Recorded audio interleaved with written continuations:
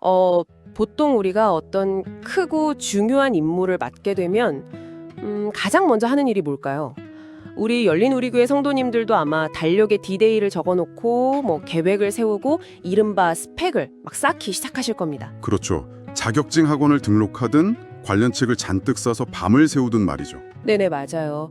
무언가를 철저히 내 힘으로 준비해야 안심이 되니까요. 그런데 세상에서 가장 거대하고 불가능해 보이는 임무, 그러니까 땅끝까지 이르러 증인이 되라는 그 어마어마한 미션을 주시면서 예수님이 하신 첫 명령은 정말 뜻밖이었어요. 네, 열심히 스펙을 쌓아라가 아니라 그냥 기다려라 였으니까요. 완전 반전이죠. 그래서 오늘 이 딥다이브에서는 우리 성도님들이 2026년 4월 26일 주일에 이태희 목사님께 들은 이 역설적인 명령을 파헤쳐보려고 합니다. 내일 당장 출근길이나 그 전쟁터 같은 육아 현장에서 어떻게 써먹을 수 있을지 진짜 비밀을 찾아보는 게 목표입니다. 아주 중요한 목표네요. 사실 지난 12주 동안 성도님들이 요한복음 말씀을 통해서 내 안에 오신 성령님이라는 내면의 기초를 아주 단단히 다지셨잖아요. 네, 정말 은혜로운 시간이었죠. 그런데 이제 사도행전 1장 8절로 넘어가면서 무대가 완전히 바뀝니다. 방향성이 바깥을 향하게 되는 거죠. 내 안에 계신 성령님이 이제는 나를 통해 세상으로 일하시는 역동적인 전환점인 겁니다. 아, 나를 통해 세상으로.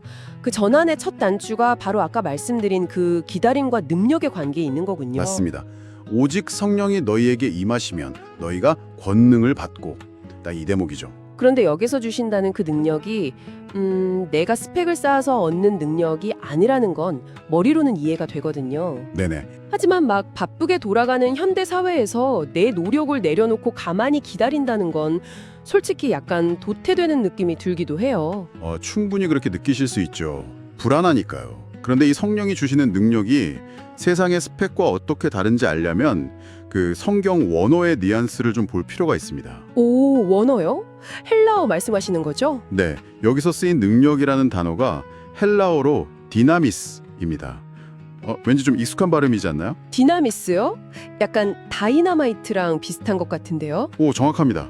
19세기에 알프레드 노벨이 그 바위산을 순식간에 날려버리는 폭발물을 발명하고 이름을 붙일 때 바로 이 디나미스에서 따와서 다이나마이트라고 명명한 거거든요. 와, 대박. 그 폭발력이 어원이군요. 네. 그러니까 여기서 말하는 능력은 내가 남들보다 뭐 영어를 좀 더 잘하거나 엑셀을 능숙하게 다루는 그런 부가적인 스펙업의 개념이 절대 아닙니다. 겉에 페인트 칠을 새로 하는 게 아니라는 거네요. 그렇죠. 내 가장 깊은 내면, 즉 속사람의 구조 자체를 완전히 뒤집어 엎고 폭발적으로 변화시키는 근원적인 생명력을 뜻하는 겁니다. 속사람의 폭발적인 변화라. 저는 이 디나미스라는 개념을 들으면서 약간 스마트폰 배터리가 생각났어요. 오, 스마트폰 배터리요? 어떤 점에서요? 우리가 막 스스로 스펙을 쌓려고 아등바등 하는 건 그 용량이 얼마 안 되는 보조 배터리를 여러 개 가방에 쑤셔 넣고 엄청 불안해하는 것과 같달까요? 반면에 성령의 능력은 아예 무한한 전력이 뿜어져 나오는 거대한 콘센트에 나 자신을 통째로 꽂아버리는 느낌이에요. 야, 그 보조 배터리 비유가 정말 기가 막히네요. 아주 정확한 포인트입니다. 내 힘으로 충전한 배터리는 아무리 용량이 커도 쓰다 보면 결국 고갈되잖아요. 네, 그러다 번아웃이 오죠. 완전 방전되고. 맞아요. 하지만 콘센트에 꽂혀 있으면 그 힘의 근원은 내가 아니라 전력망, 즉 위에서부터 부어지는 성령님이 됩니다. 그래서 예수님이 훈련해라가 아니라 기다리라고 하신 거고요. 아, 그렇다면 그 기다림이라는 게 그냥 방바닥에 누워서 감나무 밑에서 입 벌리고 있는 그런 수동적인 태도는 전혀 아니겠네요? 절대 아닙니다. 내 알량한 보조 배터리를 던져버리고 전적으로 성령님이라는 콘센트에 나를 연결하기 위해서 내 고집과 자아를 꺾어내는 아주 치열한 항복의 과정인 거죠. 수동적인 방관이 아니라 치열한 항복이다. 아, 너무 와닿습니다. 그럼 그 항복이라는 게 현실에서 어떤 폭발력을 만들어내는지 궁금해지는데요. 뭐 단순히 마음이 좀 편안해지는 정도는 아니겠죠? 그럼요. 목사님 설교 중에 등장했던 1904년 영국 웨일즈 대부흥 사건을 떠올려 보시면 이게 확 와닿으실 겁니다. 아, 그 탄광 광부 이야기요. 에반 로버츠였죠, 아마. 네, 맞습니다. 당시 이 거대한 부흥을 이끌었던 인물은 무슨 유명한 신학자나 대형교회 목사님이 아니었어요. 정규 교육도 제대로 못 받은 26살의 광부였습니다. 되게 평범한, 아니 오히려 아주 열악한 환경에 있던 청년이었네요. 그렇죠. 그가 작은 교회에서 기도 모임을 이끌 때 끊임없이 했던 핵심 기도가 딱 하나 있었습니다.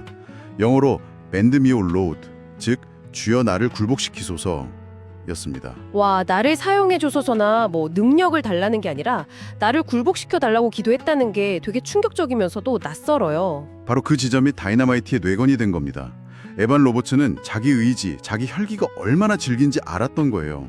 내 고집이 꺾이지 않으면 성령이 일하실 틈이 없다는 걸 아주 정확히 알았던 거죠. 아까 그 보조 배터리를 스스로 던져버린 거군요.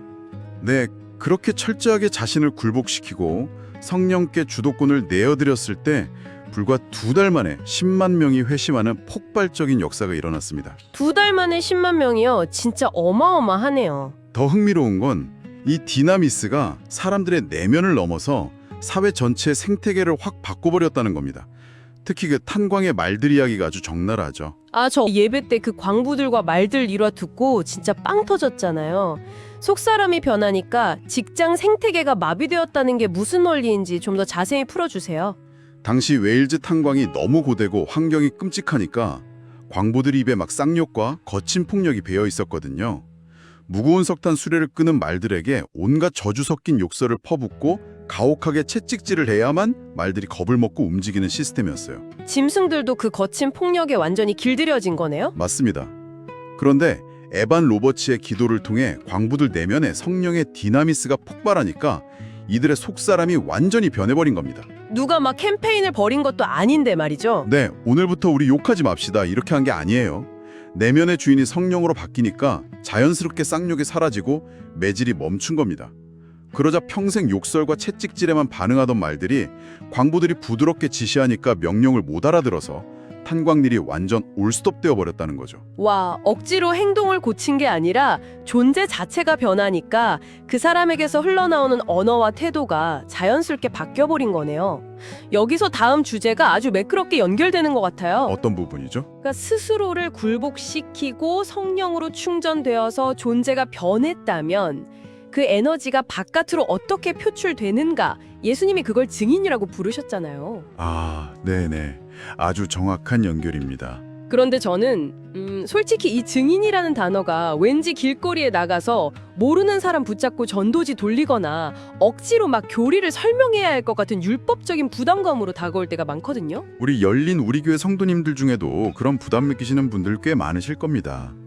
그런데 예수님 말씀을 자세히 보면 너희는 억지로 노력해서 증인이 되어라 라는 명령형이 아니에요. 아, 성령이 임하시면 너희가 증인이 될 것이다 라는 선언형이었죠. 맞습니다.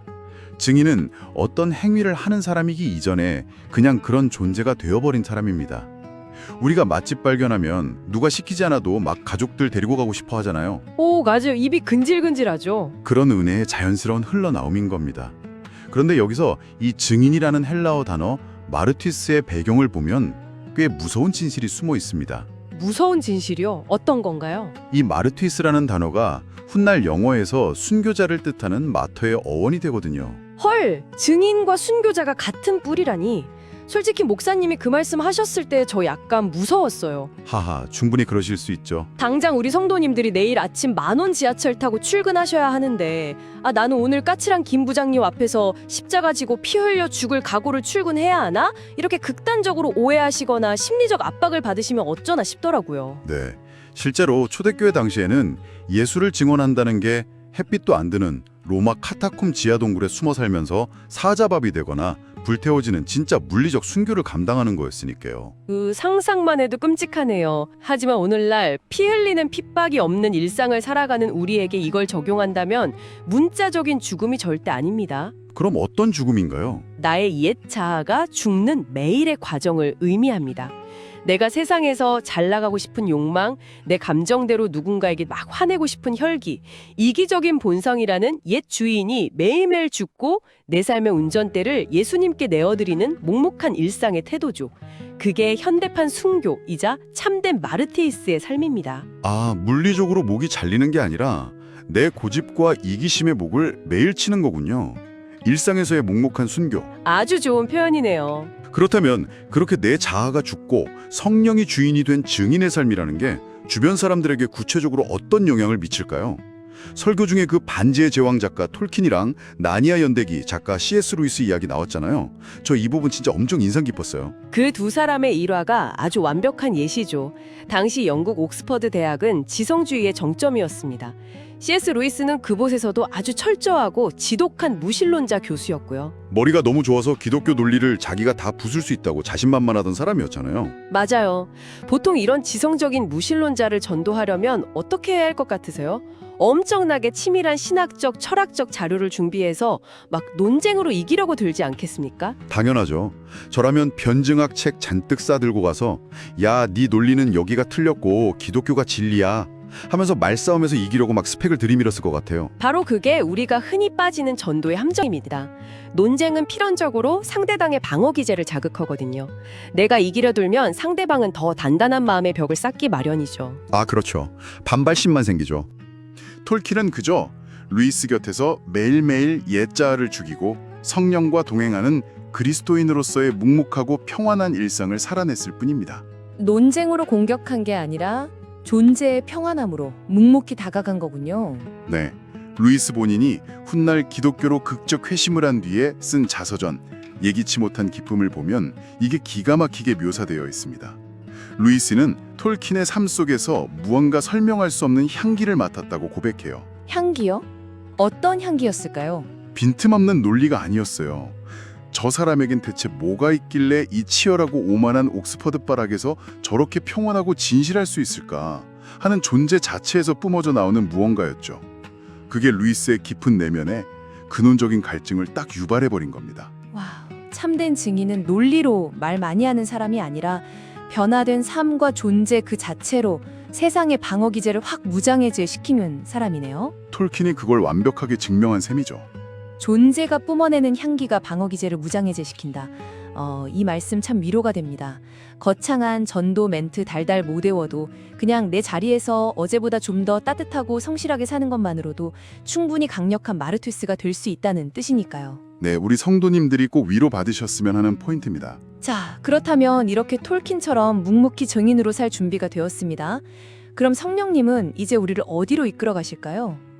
솔직히 저는 이제 나 혼자 평안하게 이 자리에 머물면 되겠다 싶거든요. 애석하게도 성령님은 우리를 따뜻하고 편안한 안전지대에 가만히 두시지 않습니다. 헉, 그런가요? 사도행전 1장 8절 후반부 지도를 보면 성령의 동선이 뚜렷하게 나옵니다. 예루살렘과 온 유대와 사마리아와 땅끝까지 이르러. 이건 단순한 지리적 이동이 아니라 인간이 가진 편견과 두려움의 경계를 박살내는 영적인 지경의 확장입니다. 우리가 흔히 기독교에서 지경을 넓혀주옵소서 이렇게 기도하잖아요. 이게 단순히 내 사업 규모가 커지거나 집 평수가 넓어지는 그런 뜻이 아니라는 거네요. 일상 언어로 번역하면 이 지경의 확장은 정확히 어떤 의미입니까? 지경의 확장은 소유의 확장이 아니라 수용력의 확장입니다. 내가 품을 수 있는 사람, 견뎌낼 수 있는 상황의 한계치가 쭉 늘어난다는 뜻이죠. 아, 수용력이요? 예루살렘과 유대는 내가 익숙하고 편안하고 말이 잘 통하는 바운더리예요. 거기 머무는 건 누구나 다 하죠. 근데 성령이 임하시면 기어이 우리 멱살을 잡고서라도 사마리아로 밀어 넣으십니다. 유대인들에게 사마리아는 진짜 상종하기도 싫은 끔찍한 곳이잖아요. 700년 넘게 막 멸시하던 곳. 맞아요. 지름길 놔두고 며칠씩 빙빙 돌아갈 정도로 역사적 상처랑 지독한 편견이 서려 있는 아주 불편한 곳이었죠. 단순히 좀 낯선 동네가 아니라 내 뼛속 깊이 거부감이 드는 꼴도 보기 싫은 사람들이 있는 아주 껄끄러운 현장이 바로 사마리아군요. 그럼 그 다음 땅끝은요? 땅끝은 아예 내 상식과 통제력이 전혀 안 통하는 한 번도 경험해보지 못한 미지의 두려운 세계를 상징합니다. 놀라운 건 하나님이 이 좁은 수용력을 넓히실 때 항상 우리가 막 박수치며 환영할 만한 평탄한 방법만 쓰시지는 않는다는 거예요. 그럼 어떤 방법을 쓰시나요? 때로는 끔찍한 고난과 아픔, 원치 않는 외부의 압력을 통해서 우리를 강제로 흩어버리시죠. 아, 생각해보니까 사도행전에서 그 스데반 집사님이 돌에 맞아 순교하는 비극이 일어나잖아요. 성도들 입장에서는 아니 우리가 기도도 열심히 하고 성령도 받았는데 왜 이런 시련을 주시나 원망했을 텐데 그 박해를 피해 쫓겨난 사람들이 결국 복음의 씨앗을 다 퍼뜨렸죠. 정확합니다.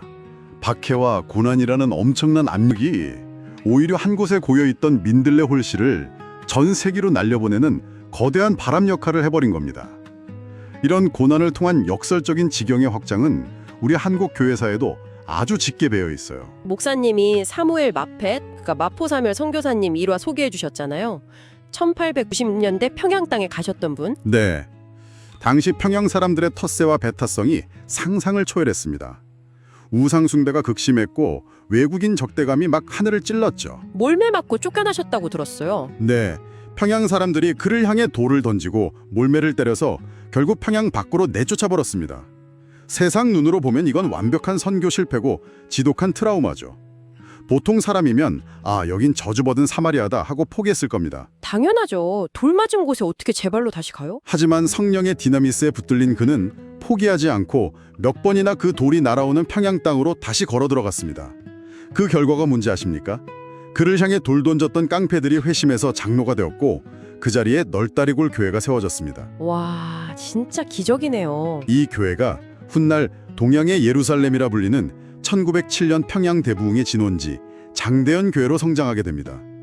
내쫓김과 돌팔매질의 고난이 아시아 선교의 심장부를 탄생시킨 거예요. 쫓겨난 고난의 자리가 영광의 진원지가 되었다는 게 정말 전율이 돋습니다. 이 말씀 들으면서 우리 성도님들의 일상을 다시 돌아보게 되네요. 땅끝하면 보통 막 비행기 타고 수십 시간 날아가야 하는 아프리카 오지 같은 해외 선교지만 생각하잖아요. 네, 흔히들 그렇게 생각하죠. 근데 지경의 확장이 수용력의 확장이라면 내일 당장 우리 성도님들이 마주해야 하는 삶 속에서 이 지독한 사마리아와 미지의 땅끝은 구체적으로 어디일까요? 바로 그 지점이 오늘 말씀을 현실에 적용하는 가장 핵심적인 포인트입니다. 성령님이 파송하시는 땅끝은 지리적 반대편이 아니에요. 매일 아침 눈 뜰 때마다 가슴이 막 답답해지는 현실의 자리입니다. 아, 현실의 자리요? 아무리 타이르고 기도해도 엇나가서 속을 새까맣게 태우는 자녀가 있는 가정일 수 있고요. 얼굴만 봐도 소화가 안 될 정도로 나를 교묘하게 괴롭히는 상사가 있는 사무실이 바로 나의 사마리아일 수 있죠. 와, 확 와닿네요. 그럼 땅끝은요? 더 나아가서 어느 날 갑자기 찾아와 일상을 무너뜨리는 육체 질병 혹은 도무지 해결될 기미가 안 보이는 재정적인 절망의 늪, 내 머리로는 이해할 수 없고 도망치고만 싶은 그 불편한 환경의 자리가 성령님이 기어이 당신의 수용력을 넓히려고 콕 집어 파송하신 당신만의 땅끝이자 선교지인 겁니다. 관점이 완전히 뒤집히네요. 하나님 왜 나를 이 답답한 인간들 틈에 놔두십니까? 왜 이런 억울한 시련을 주십니까? 막 원망했던 그 진흙탕 같은 자리가 알고 보니 네가 이 척박한 곳을 살릴 선교사다 라며 파송해 주신 거룩한 땅끝이었군요. 맞습니다. 철저히 나를 중심에 두고 세상 스펙과 편안함만 추구하면 불편한 사람들은 다 불편거리일 뿐입니다. 하지만 에발 로버츠처럼 내 고집을 꺾고 성령께 항복해서 내가 그곳에 파송된 마르티우스다, 존재로 말하는 증인이다, 이걸 회복하는 순간 그 지독한 불편함은 하나님이 일하시는 가장 위대한 무대로 탈바꿈하게 되는 거죠. 자, 열린우리교회 성도 여러분, 이제 딥다이브 여정을 슬슬 마무리하면서 이 거대한 말씀의 원리를 내일 아침부터 우리 일상에 어떻게 적용할지 실천적인 그림을 딱 그려보고 싶습니다. 당장 내일 아침 눈 뜨면서 우리는 어떤 태도를 취해야 할까요? 가장 먼저 시작할 건 아침의 첫 호흡입니다. 내일 아침 침대에서 눈 뜨는 순간 오늘 하루를 내 혈기로 통제하려는 본능적인 스위치를 끄십시오. 대신 에발로보츠의 짧고 강력한 기도로 시작하는 겁니다. 주여, 오늘 하루 내 교만과 고집을 굴복시켜 주옵소서. 아, 출근길 지하철에서든 주방에서든 내 안의 보조 배터리를 버리고 성령님이라는 무한한 콘센트에 나를 꽂아 넣는 치열한 항복을 매일 아침 결단하시는 겁니다. 아침에 치열한 항복 선언. 너무 좋네요. 그럼 집 밖을 나서서 일터에서 유독 나를 불편하게 하는 사마리아인을 만났을 때 혹은 막막한 땅끝 같은 상황을 마주했을 때는 어떻게 이겨내야 할까요? 그때가 바로 관점을 전환할 타이밍입니다. 속이 확 뒤집힐 때 아유, 내가 무슨 죄를 지어서 저 인간을 만나 이 고생을 하나, 자주 하는 대신 속으로 되뇌어 보십시오. 아, 성령님이 이 고통스럽고 메마른 땅에 나를 지명해서 파송하셨구나. 여기가 오늘 내가 사랑하고 견뎌낼 나의 선교지구나. 시선의 전환이네요. 네, 이 전환 하나만으로도 상황에 짓눌리지 않고 다스리는 내면의 디나미스가 작동하기 시작할 겁니다. 마지막으로 덧붙이자면 증인이 되겠다고 직장에서 갑자기 분위기 싸하게 만들며 억지로 교리를 막 가르치려 들거나 부담스러운 퍼포먼스는 안 하셔도 됩니다. 현란한 논쟁을 멈추고 묵묵히 평안을 누렸던 톨킨이 루이스의 방어 기제를 싹 녹였던 것처럼 말이죠. 그렇죠.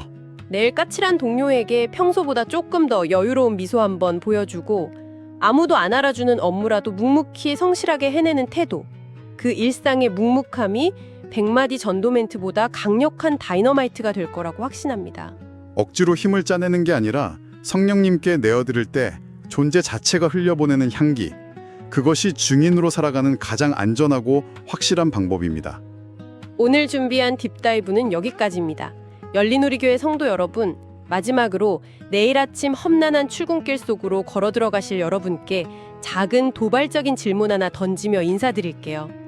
C.S. 루이스에게 톨킨의 묵묵한 일상이 유일하고도 강력한 성경책이었던 것처럼 어쩌면 여러분 주변의 누군가에게는 여러분의 일상 그 자체가 그들이 태어나 처음이자 마지막으로 읽게 될 걸어다니는 성경책일지도 모릅니다.